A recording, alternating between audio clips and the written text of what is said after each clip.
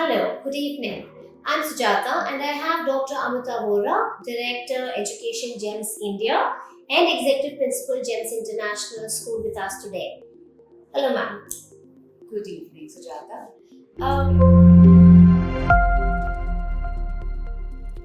So ma'am, my next question is, do you think in the future AI and robots would take over the job of a teacher?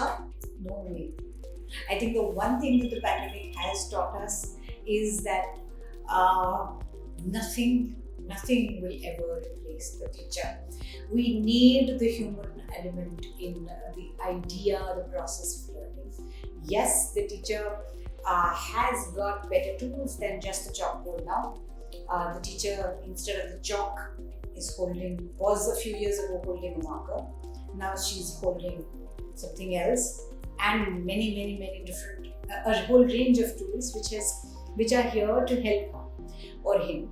And that is where technology comes in handy and will play a role, is already playing in fact, and it's going to go on into more and more immersion within technology as we move.